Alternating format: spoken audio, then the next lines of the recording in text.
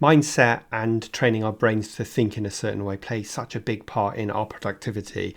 And in today's episode, I'm joined by Blaine Oelkers, and we're talking about the 30-minute hour and the 21-second forming a habit. Such an interesting concept, and I learned an awful lot. And there are things that I'm going to take away from today's podcast that I am going to be applying in my business. So grab a pen and paper, clear your schedule for the next 30 minutes and join me as we learn how to be super productive and create new habits in 21 seconds and also work 30-minute hours. Now, I know all of that sounds really far-fetched, and if I'm honest, I thought that would be the case before I interviewed Blaine, but as you will find out, he's going to give you some really practical advice on how to achieve both of these. So let's get going. I'm Rob DaCosta, and this is the Agency Accelerator podcast. As someone who has stood in your shoes, having started, grown and sold my own agency, I know just how it feels in the ups and downs of agency life. So this podcast aims to ease your journey just a little by sharing mine and my guests' experiences and advice as you navigate your way to growing a profitable, sustainable and enjoyable business. So good afternoon, everybody, and welcome to this week's episode of the Agency Accelerator podcast. Now, many of us feel really overwhelmed in this on-demand world where we're trying to work 24/7. We always feel like there's just not enough time to get everything done. And this is especially true for agency owners who are trying to juggle so many plates.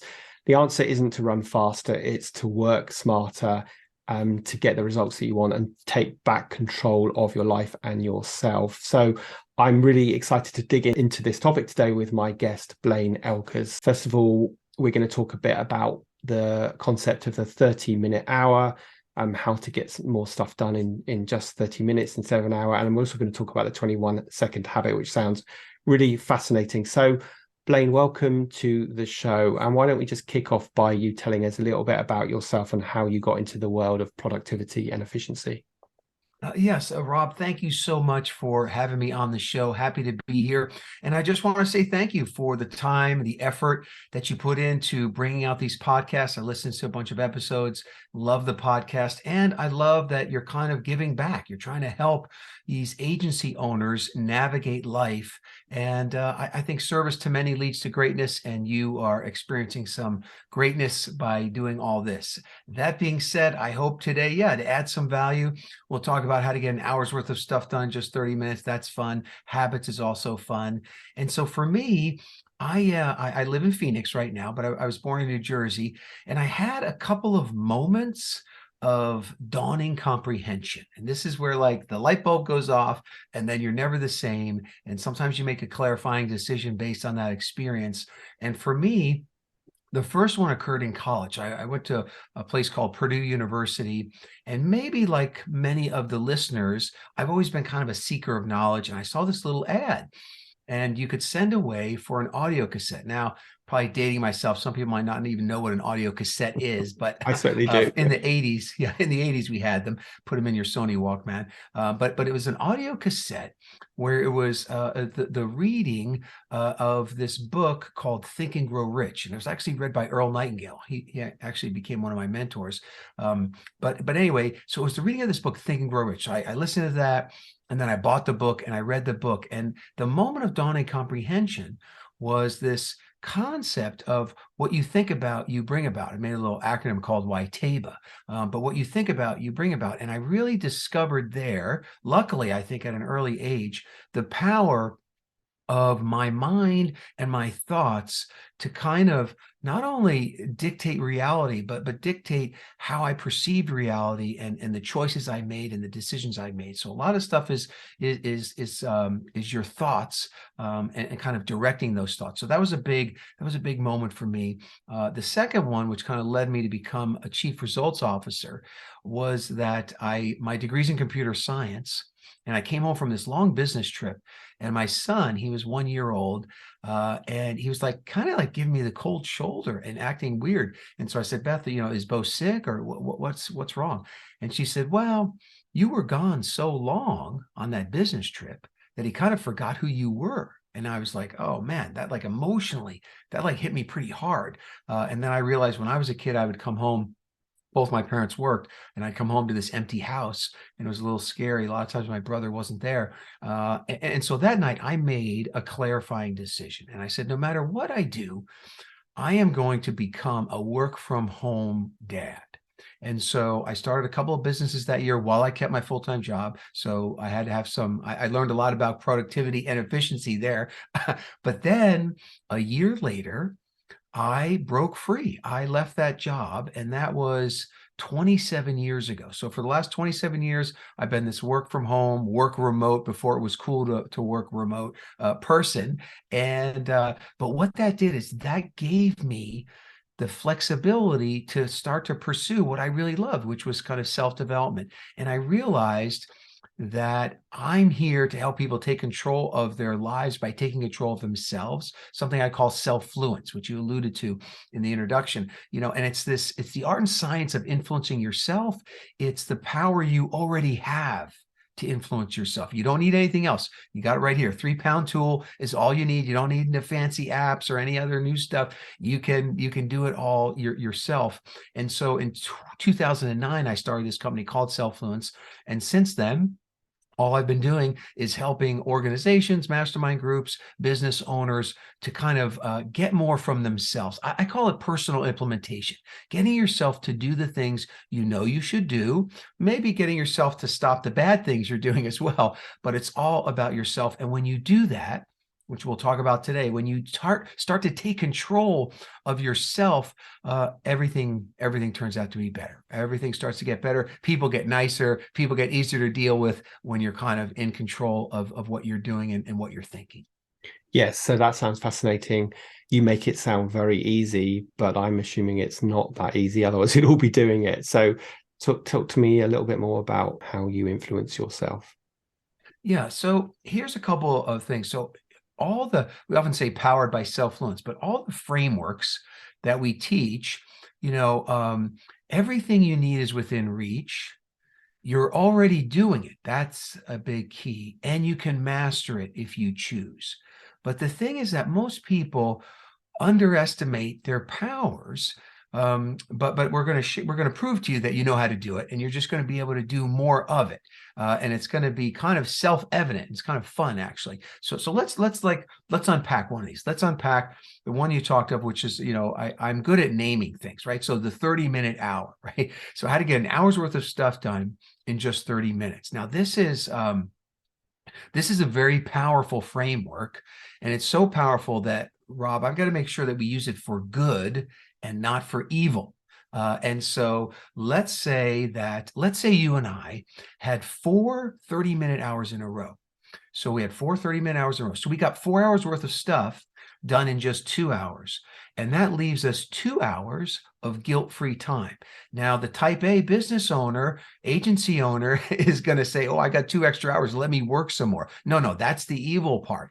So what I want to do is I want to ask you, and I'll answer the question first. If you had 2 guilt-free hours that you were not going to work, what would you do? And so for me, I do, I enjoy, my kids are out of the nest now, 27 years, they're out of the nest, but I like to stay connected with them. So I probably reach out to the kids, maybe a FaceTime, maybe texting. I also like to reach out to old friends. I feel like I don't do that enough. So if I had the guilt-free time, I would do that. I like my Peloton bike. I probably ride that. And then I do like to hike. So I probably kind of get out in the Phoenix area, get a little hike in. If I had time left over, I do like a little nap, a little 15-20 minute power nap. That's me. What about you? You have 2 hours of guilt-free time, not working. What would you do? Yeah, it's such a good question. I would probably do some more self-development stuff. So I would definitely go to the gym, listen to my favorite podcasts. I would also spend time, I work a 4-day week, and I spend my 5th day working on my sort of passion project, which is my YouTube channel, which has got nothing to do with work. So I probably do more of that. And for sure, I travel more because I'm a big lover of experience over material things. So if I had that time and I could collate it, I would travel more. I think there's plenty of things I could do if I had that time. But I think I put my hand up and confess to be the evil person, because I feel like when I win back time, I just find more stuff to do in work. And it's interesting, it's probably advice you give as well, but I've recorded podcasts on my 4-day work week. And the only way I could eventually make that work was by filling that fifth day with stuff that wasn't non-work. And in this case, it was editing videos for my YouTube channel. But if I found personally, if I said I'm not going to work 5 days and I have 4 days work and then I've just got a fifth day where I think I'm going to just lounge around and do nothing, invariably I would work. So that's the evil version of me coming out, I think. Yeah, but you did well to fill that fifth day with the right stuff, right? Yeah. And so I do I'm like you. I've got to have something to do. Like every day I'm making a plan, even if it's, even if it's do nothing. So my wife and I, at least once a month, we have a do nothing day. So we actually force ourselves to put nothing on the calendar. Now we end up doing something. Maybe we go to a movie, maybe we tidy up, we do something, but there's nothing that you have to do, right? So That's great. I Yeah. enjoy that. And, my wife helps me, kind of to stop and smell the roses. I think the other thing that helped me the most was I studied people in the last few weeks of their life. And it was interesting that they all said the same thing. They all said, I wish I had more memorable moments with the people I love. And so the people they love, it could be family, but it could be close friends. It could be peers that they worked with a long time or staff that worked with them. But the people they love, they wish they had more memorable moments with the people they love. So when I generate that extra time, I'm looking for that. I'm looking for those memorable moments with people I love. The only other thing they said in that last few weeks is, I wish I had more impact with what I learned.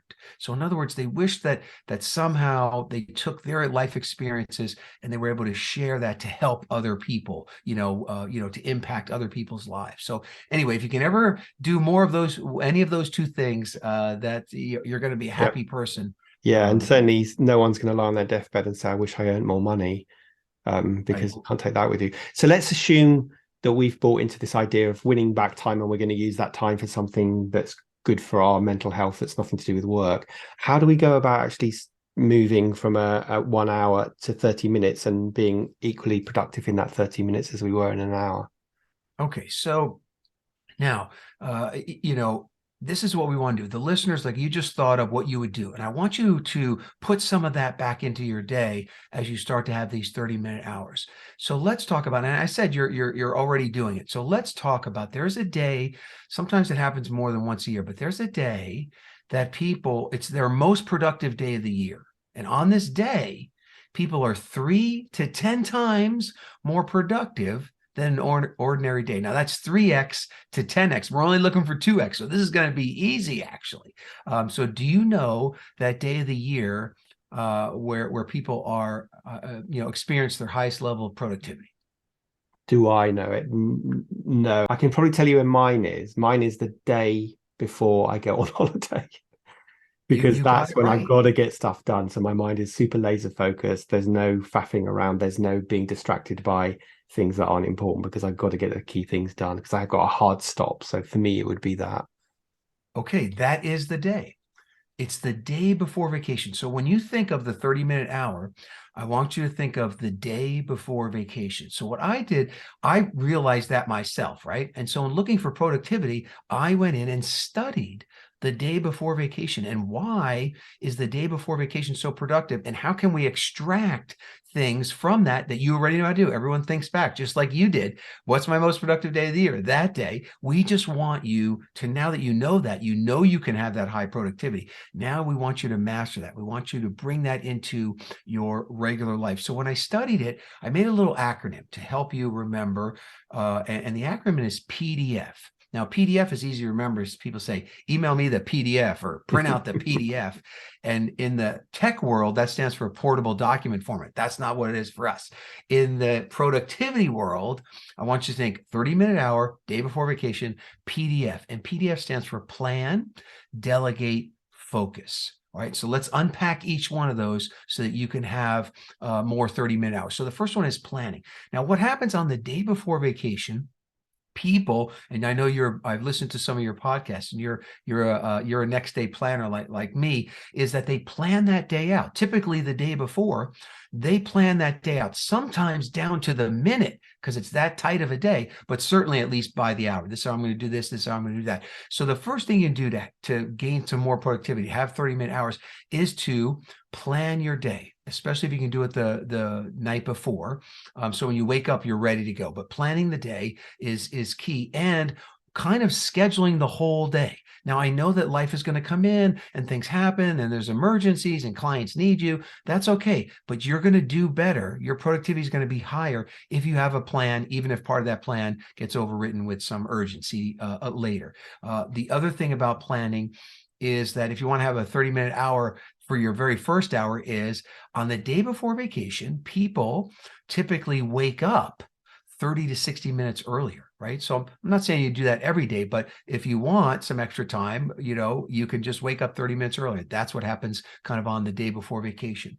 The other two planning things that happen is, just like you said, you kind of have a hard stop, but you have a clear vision for what you want to get done. Right. So having a very clear vision about these are the things that I want to get done. That's what happens on the day before vacation. And not only is your vision clear, but you're actually applying and using the 80-20 rule. Now, have you heard of the 80-20 rule before?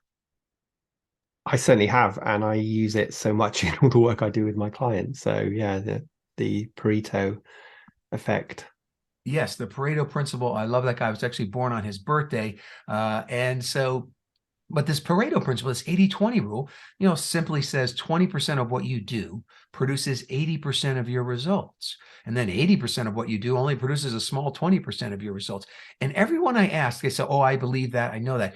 But it's not until the day before vacation that they actually start using it, and they focus in on the 20, like this is the stuff, most important stuff that I have to get done that only I can do. And they start to oust the 80, and they start to push it out. And that leads us into the second one, pushing out, delegating and deferring, right? So you got plan, delegate, focus. So the second one is delegating. And so what happens is, there's a little phrase I like that I learned from the day before vacation. People think who before do. So they think, who could do this before I do this, before I go do this? So they think who before do.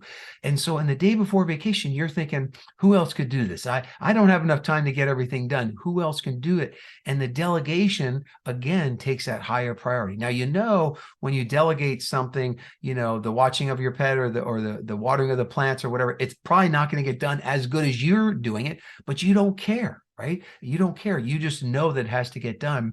So you start to do that, and you start to defer things. I like to call it, I created a practice I call proactive, a positive proactive procrastination, which means when I make my to-do list for the day, I look at it and I say, well, if I only had, instead of 8 hours to work today, if I only had 2, what are the most important things that I need to get done? And what can I defer? What can I procrastinate? What can I push out till tomorrow? And most of the time, most of my list, I can push out till tomorrow. So I do that. Now my day opens up for more important stuff. And if I push something for a few days in a row, it wasn't that important, right? It wasn't that important. So defer and delegate. And that leads us to the last one. So plan, delegate, and focus. Now, focus is where I personally get my most 30-minute hours, right? And so when you think about focus, first think about, on the day before vacation, what doesn't happen, right? There's no idle chit chat. There's no long conversations. You're not as susceptible to the shiny objects because you're so on task, right? So those ads when you're scrolling Instagram or Facebook or whatever, they don't have as big of an effect on you when you're really, really focused, right? The other thing, let's see. So you're an England fellow. So do you like James Bond movies? Sure, don't we all? Okay, I do. I love them. Do you know in 1963, the very first James Bond movie came out? Do you know which one that was? No. Okay, so the answer, Not Man with the Golden you're Gun. correct. No, you just said the answer. You are Oh, is correct. it Dr. No? It was Dr. No. And so Uh, what happens on the day before vacation, you become Dr. No. So people say, Blaine, can you do this? Blaine, can you do this? Can you do that? No, no, no, no, no. I say no is my default answer on the day before vacation. My plate is full. I am not accepting anything else. And what I'm asking you to do is to bring that back into your normal day, right? Your normal day. So saying no, no needs to be your default answer to most things. And I'll say I've got to check my schedule, or I'm not sure, or I've got this big project I'm working on. Whatever you have to come up with for yourself to make no your default answer, that's key. Now that's key for the 30-minute hour, but the no, the doctor no, is also key in you avoiding the 90-minute hour. So the 90-minute hour is where someone asks for an hour of your time and it takes 90 minutes. You're the big loser there. Or someone says, could I just have 10 minutes of your time? And it takes 30 minutes, right? So we want to avoid that. So being Dr. No is really key. All right, a few other things on focus. The day before vacation, people tend to stay on schedule. So if they say, I'm going to do this at 1 o'clock, this at 2 o'clock, this at 3 o'clock, they tend to stay on schedule. So look to push yourself, map your day out as completely as possible, and then push to stay on schedule. And one of the ways they do that is that they use timers. I use a lot of timers. So if I'm going to I'm going to check email. I'm going to say, listen, is it 15 minutes, 30 minutes? That's all I'm going to give myself, that amount of time to check email. So I'll tell Siri to set a timer, right, for 15 minutes. I can use a voice command and do that. So use timers throughout the day. That'll increase your productivity. And then where I personally get my most 30-minute hours is that on the day before vacation, people become masters of tasking. Now, tasking has 3 components: single tasking, multitasking, and batch tasking.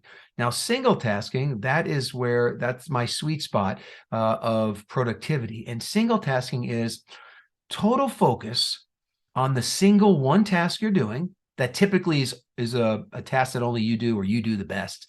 And so, for example, I can get an hour's worth of article writing. I write a lot of articles. I can get an hour's worth of article writing done in 30 minutes if I'm totally focused on that and the outside world is gone, meaning my phone is maybe totally off, or at least no rings, dings, and bings, right? I have nothing open on my computer except the one screen. Some people even turn off their Wi-Fi so they're not interrupted in any way, but I'm single-minded focused on that one thing. My door's closed. My wife knows that I'm in single tasking mode, and I stay in that mode and I wipe out all distractions. Now, I will say I got better. When I first started single tasking, I had the monkey mind. Hey, don't forget to do this. Hey, you got this. Hey, this, blah, blah. Ideas were popping in. And so to tame the monkey mind, I have pieces of scrap paper and a pen. And when the thought comes, I capture the thought and I just put it in my little day timer, and then I get right back to what I'm doing. And over time, I quieted it down. So now I can come in here and I crank out more than in 30 minutes than I used to do in more than an hour. So that single tasking mode, super important, but you really have to kind of push out all the distractions completely. So that's single tasking. Multitasking is when you can do 2 things at the same time without sacrificing the quality of either one, right? So I can't do this podcast and check my email at the same time in a high quality way, but there's many things that you can do together. For example, I can listen to your podcast while I'm driving in my car. I can do high quality of both of those, right? Or make phone calls while I'm in my car, or exercise and listen to a podcast, or make a phone call, right? I have a Peloton bike, but I have a little insert that turns it into a desk. So literally I can pedal, sometimes sweat drops on whatever I'm working on, but I can work out and do, there's my type A coming through, work out, no excuse not to work out because my bike turns into a desk. But there's many things, there's many synergies there. I love my family, but I loved exercise. So taught the kids how to play tennis. So we would go out and play 30 minutes of tennis. Well, that was 30 minutes of tennis and 30 minutes of exercise, hours worth of stuff in just 30 minutes. So look for those synergies, and especially where you can keep the quality of both those items high. And then the last one is batch tasking. Now, when you look at the people a day before vacation, they're batching everything. Like, for example, if you have 3 errands to run, you're not going to run an errand, come back, run an errand, come back. No, you batch them together. You go out, you run all the errands.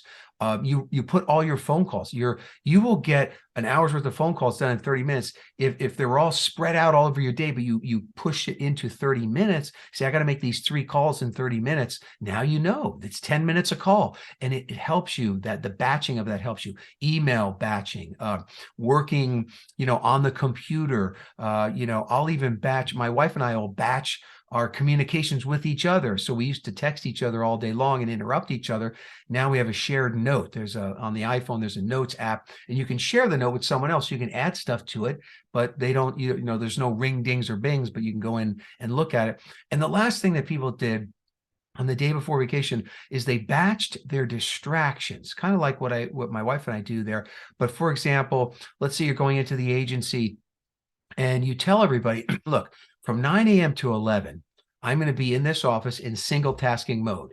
If there's a fire, come in and get me. Otherwise, don't come through that door. Don't touch the door. But at 11 o'clock, I'm going to emerge from my single focus time, and I am going to answer all the questions you had and give you 20 minutes of focus time for you, right? So this kind of almost office hours concept, you batched all those distractions for those first few hours into that 20 minutes, and then you can handle them quickly. Boom, boom, boom, boom. So that's key. So think 30-minute hour. You already know how to do it. Day before vacation mode, PDF, plan, delegate, focus. And the one overarching thing that happens on the day before vacation is that you release your inner perfectionist.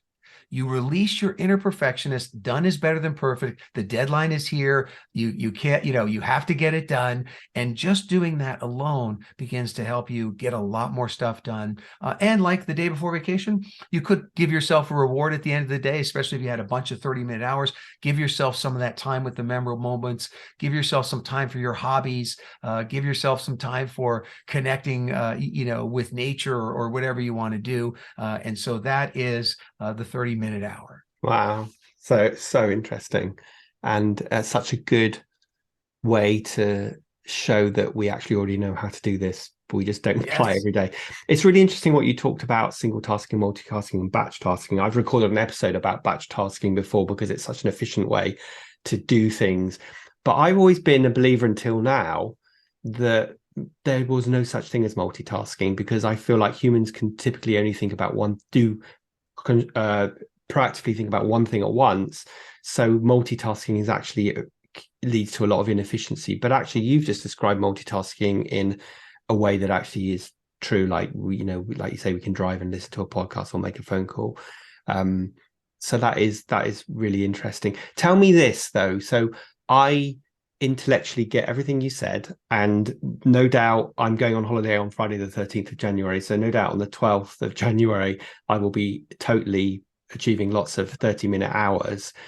But when you don't have that deadline and you've got more time, how do we make sure we don't flow back into our old habits of getting distracted and letting someone steal an hour of your time like you explained, or just making sure that we keep that discipline of focus and planning and sticking to the 30-minute hour? Yeah, I think if I gave one key, it would go back to next day planning. That would be the one key, is to never let a day end without planning the next one. And so if you'll do that, even if at the end of the day you're brushing your teeth and you don't have a plan, you put together a plan. That's probably the biggest thing. And I do this day before vacation mode every single day to some degree, but it starts with me planning. So that night before, planning out my day, especially that first hour, is kind of critical. That when you wake up, you just get going. You know what you're going to do, and you've decreased the resistance to whatever the things you're trying to do. Right, especially first in the day, because if you can win that morning, typically you'll win the day, and by the afternoon, the day can get away from you. But that morning time is yours. So anyway, but planning the day. Over planning the day, scheduling, using timers, and once you start doing that, once you get into this habit of kind of over scheduling the day, and you can schedule blocks for thinking and exercise and eating and all that, but like the day before vacation, do a little over scheduling, and then use timers, and say, hey, I'm going to wherever your distractions come from. For me, it's typically online. I'll be honest. So it's either, social medias or checking news or researching something, then getting lost, in all kinds of stuff. And I wake up and it's 2 hours later, and I really haven't done anything. So that is key, is that, is having that schedule and then setting that limits on the time. The other thing, you've talked about this on your podcast before. Brian Tracy wrote a book about it, and he called it Eating the Frog, right? And so there's a saying that, if you eat a live frog first thing in the morning, the rest of the day's all downhill, and so he talks about something you've talked about, and that is doing that harder task first, and so some of that, it can also play out is that the night before. Now, I like to get a little morning momentum. So I like to put some small nuggets in, some tadpoles first, but I do, before noon, I want that frog to be eaten, before noon. So getting that bigger project done helps out. Having reminders and cues, right? Like I've got a little card up here, day before vacation mode. Some people, I might talk about day before vacation mode so much people say, Blaine, where are you going? I'm not going anywhere, but I'm making I'm making believe it's the day before vacation because I want to get all these things done, and then giving yourself a reward at the end of the day. You kind of get conditioned to say, if I get X part of my list done today, then I'm going to have the glass of wine with dinner, or I'm going to, watch a little extra TV tonight, or, whatever that little reward is for you, and putting those things in place. And we could talk about habits and setting up new habits. But once you establish some of those things, over time. Now we can talk about how to create a new habit in 21 seconds, but brain science, neurologically, it takes about 21 days for the habit to start to form, and it takes 63 days for it to be able to run on its own without you having to kind of think about it. Yeah, that's so interesting. I am a massive fan of planning my day. I do it every single day. I'm also a big fan of morning and evening rituals, which is a Michael Hyatt type of concepts, which just basically says you start and end your day in exactly the same way. And for a lot of us who are working from home, that becomes particularly important because you need to have a sense of leaving the office. So for me, my day ends with me closing my computer down and shutting my camera off and turning the lights off and shutting the door. But my day always starts with planning the day, and I'm a massive fan of everything that you just said. So I'm glad to see that I'm getting some of this right. I plan every single day. Today's been a particularly busy day for me with lots of client calls and podcasts and so on. So planning my day is super important, and it means that I feel like I'm moving the needle forward in my business rather than just being a busy fool. I think it's really interesting, Blaine, that many, many years ago, I wrote a blog called Being a Busy Fool, and it was in my early days of coaching back in 2013, and or even earlier than that. And it's not a very long article, but when I look at Google Analytics, it's always the most searched article because clearly a lot of people are typing being a busy fool, and none of us want to be busy fools filling our days with stuff so that we feel productive. But then we look back and think, well, actually, I haven't really focused on those big priorities. So let's just see. Let me test you now because we're going to run out of time. But I do want to ask you before you go about the 21-second habit and how we can form new habits in 21 seconds rather than 21 days. So can you do that in a real nutshell, and maybe we'll get you back again to dig into it in more detail on another episode? Yes, I'm going to treat it like it was the day before vacation. And so, all right. So just like the 30-minute hour, the 21-second habits, you already know how to do it. You're already a habit master. Okay. So I often talk to people, about habits that you already have that you don't have to think about, like brushing your teeth. Everybody brushes your teeth. I'll tell a story about my wife. This is how I discovered the 21-second habits. She had to fill out this headache log and she couldn't do it, and she'd lose the log and forget. And then one night I realized she brushes her teeth every night and every morning, 2 minutes, just like the dentists say. And so the first key to the 21-second habit is what we call habit linking. So she put the headache log under the toothbrush. When she brushed her teeth, she filled out the headache log. She did it 90 days in a row. And she went from daily migraines to maybe once every couple months she'll have a migraine. So the first key there is habit linking. The second key is urge surfing. You need to surf some kind of an urge, a desire to give you the energy to do the habit, the new habit that you're linking to the existing one. So for me, what I want to do is I want to start a new habit of reading the Bible app, but then I want to take a mind shower. And so I wanted to wash my mind every morning, just like I shower my body. So I said, Blaine, what do you do without any willpower required, first thing every morning. Yes, hello, smartphone. I turned my smartphone on, right? So what I did is I moved all the apps off the home page, and I just put the Bible app in Headspace. That's one of the apps I use for a mind shower. And when I open my phone, I have this desire to want to check my text messages. My son lives in Denmark over by you. And I want to check the orders that came in and the news and the social media. Like I have this big desire to find out what happened in the world while I was asleep. And I surf that urge and I say, I can't touch any other buttons until I do those two.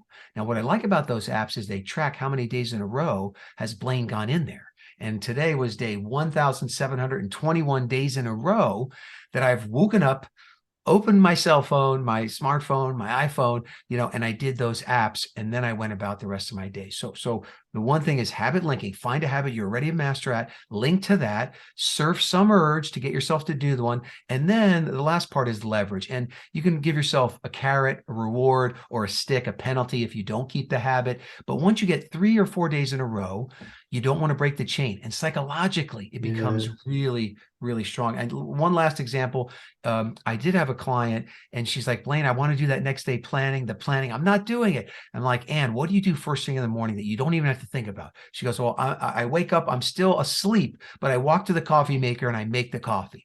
And I said, that's great. And put a pad of paper and a pen by the coffee maker, go to the coffee maker, make the coffee, smell the coffee, get all excited to have that coffee, but you can't take a sip until you start that plan, even if it's just, here's the top 3 things I'm going to do today, right? And so for her, now she has this new habit in 21 seconds, linked to the old, no willpower required, surf the urge, make it happen.